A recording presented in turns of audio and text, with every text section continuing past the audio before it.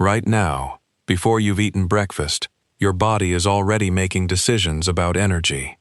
You may feel like you're simply walking down the street, but inside, something much more interesting is happening. Your insulin levels are relatively low after the overnight fast. Your muscles begin demanding energy, and your body starts adjusting where that energy comes from. But here's the part most people miss. Walking before breakfast doesn't simply burn fat. It changes the signals telling your body how to manage fuel. Think of your body like a city with several power stations. After you eat, glucose from your food becomes an important source of energy. But after several hours without food, that supply is lower. So when you start walking in the morning, your muscles essentially send out a message. We need fuel. Within the first few minutes, your heart begins pumping more blood, your muscles increase their energy demand, and stored fuel starts becoming more important. Your liver helps maintain blood glucose, while your muscles begin using a mixture of available glucose and fatty acids for energy.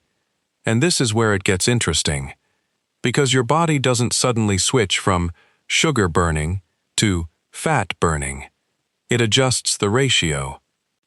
As the walk continues, your muscles can rely increasingly on fatty acids, especially when the activity remains moderate and your body has less recently consumed glucose available. Meanwhile, fat cells are responding to hormonal signals that encourage the release of fatty acids into your bloodstream. Think of those fat cells like warehouses. They aren't simply sitting there holding energy forever. When your body needs fuel, signals can tell the warehouse to open its doors and release some of its stored energy. But this is where most people stop thinking about fat loss. Releasing fat isn't the same thing as losing body fat.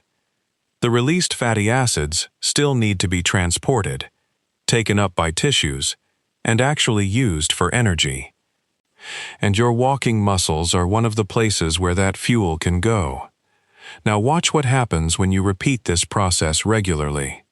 The real benefit isn't necessarily one morning walk. It's the repeated signal.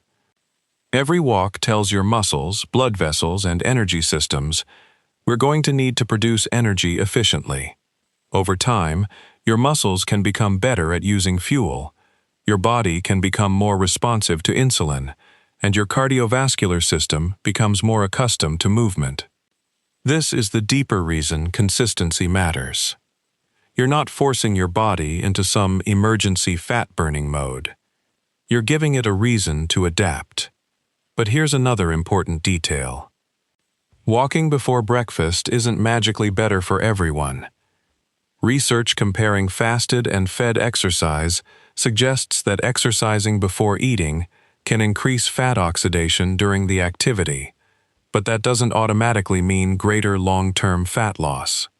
Your overall energy balance, diet, activity, sleep, and consistency still matter. So the real advantage may be much simpler. A morning walk creates a repeatable moment where your body has to manage energy without immediately receiving another meal. And if you do that consistently, the body becomes better practiced at handling the demand. Now imagine this happening not once, but dozens of mornings. The walk gets easier. Your muscles become more efficient. Your energy systems become more flexible.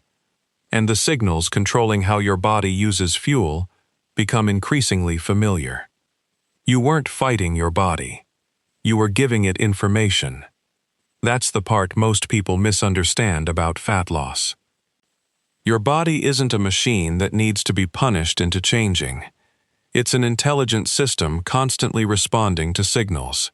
And walking is one of those signals. So tomorrow morning, before breakfast, pay attention. Not just to your footsteps, but to the invisible changes happening underneath them, because every step is telling your body what kind of system you want it to become. What would you rather try, walking before breakfast or walking after breakfast? Let me know in the comments.